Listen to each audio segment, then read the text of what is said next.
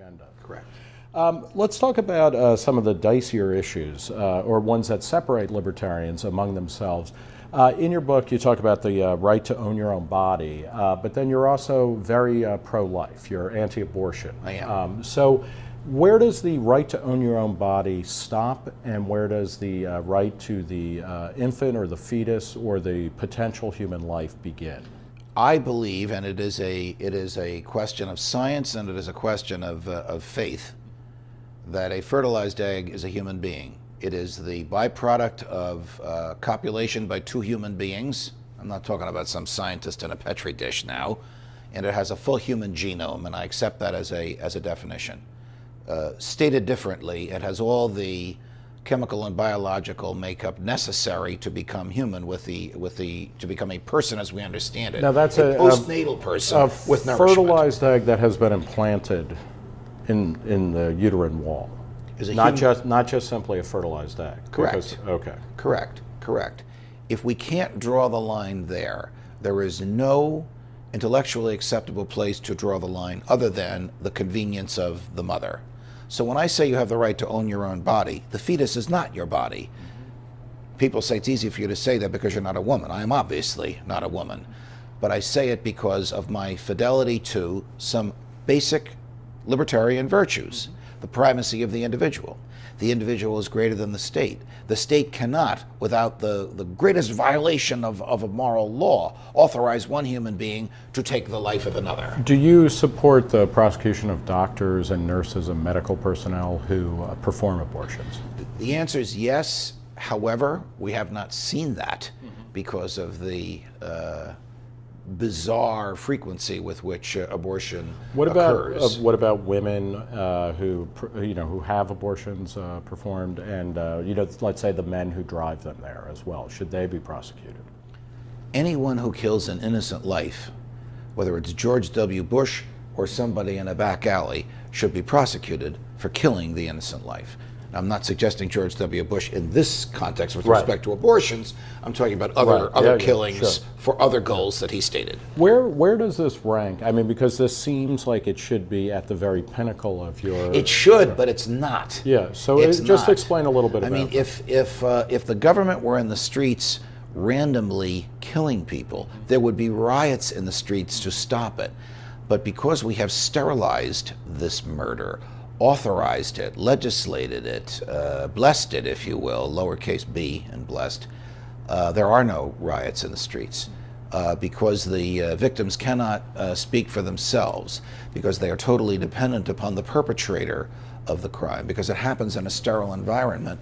There is not an outcry, as there should be. Within the kind of broad base, I mean, you have thousands of people a year on your show. You talk to a lot of libertarian audiences. You're a crowd favorite. I mean, you are the rock star of Freedom Fest in Las Vegas every year, and other gatherings. It's only because you weren't there this year. But how many people agree with you who call themselves libertarian, would you guess? And I would say that about half of our libertarian colleagues are pro-life. And about half are not. Well, and then you had mentioned that it's for you, it's a matter of science and of faith. One of the chapters in your book, which I think is wonderful, is you quote from the great play A Man for All Seasons, which is about Thomas More, right. And you call it When the Devil Turned Round on You, which is a line about how you need to understand the state needs to be relatively powerless, because once it becomes powerful enough to do what you want, then it can turn on you. What's the role of faith? You are a practicing Catholic. A lot of libertarians seem hostile to religion or indifferent to religion. What's the role of your religious beliefs in your belief in individual dignity and rights?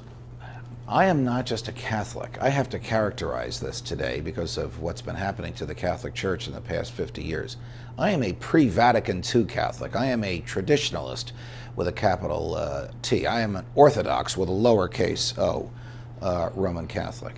I know you're laughing because you and I have talked about this till we're blue in the face. It's also because I'm mentally typing and shifting capital to lowercase. Right. But, well, I can't say uppercase O because then you're not Roman, then you're Eastern. Yes. Everything I do or say is filtered through my internal screen of Catholicism. I am thrilled beyond compare at the number of libertarians who carry rosary beads in their pockets. Think of the message of Jesus. The individual is greater than the state. I am here to save individuals in spite of the state. This is a libertarian message, if ever there was one. Doesn't mean you have to be Catholic. Doesn't mean you even have to believe in God. If you believe, as I do, that we were created in the image and likeness of God, then as God is perfectly free, we are perfectly free. If you believe that we are the highest result of some natural selection, then you also believe that that highest result, humanity, has free will and intellect to exercise that free will. Either origin, biological or theological, gets you to the point of the primacy of the individual over its artificial organization based on a monopoly of force, which we call the government. Jesus is also remembered for saying, "Render unto Caesar what is Caesar's, and render unto God that which is God's." How do you tell the difference? I mean, you talk a lot in your books consistently and in your show about natural law, higher law. Explain that for people who might not be familiar with it, and how does that help you decide, okay, well, Caesar has a legitimate claim on this, but not on this? The natural law teaches, this is Aristotle, this is Aquinas, this is Thomas More, this is John Locke, this is Thomas Jefferson, this is Clarence Thomas, to some extent, Nino Scalia as well. I mean them no disrespect by calling them by their first names. Argument is that our rights come from our humanity, that my right to think as I wish and speak as I think and publish as I speak, to worship or not to worship, self-defense, privacy, my right to be left alone, are integral to my existence. I have them because I'm a human being. They don't come from the government. That's not an academic argument, because if these rights do come from the government, then the government by ordinary legislation or executive command can restrict those rights. If they come from my humanity, then the Fifth Amendment comes in. The government can only interfere with those rights, life, liberty, or property, with due process, meaning show me what I did wrong, prove it to a neutral jury, let me defend myself and challenge you, and give me the right to appeal. Basic due process. But then also, it's not simply procedural due process, right? It's substantive. It's because substantive your book, due Dred Scott's process. Revenge, which is a fascinating history of race and law in America, I mean, you take issue with the Dred Scott decision. Because some things are just plain wrong. Right. And to suggest that one class of people can enslave another class of people, not because of any culpability on the part of the enslaved class, but just by virtue of their place of origin or the color of their skin, violates substantive due process, which basically means the law has to be fair. It has to be, as Aquinas would have said and did say, a rule of right reason for the common good, not a rule of convenience for the good of some.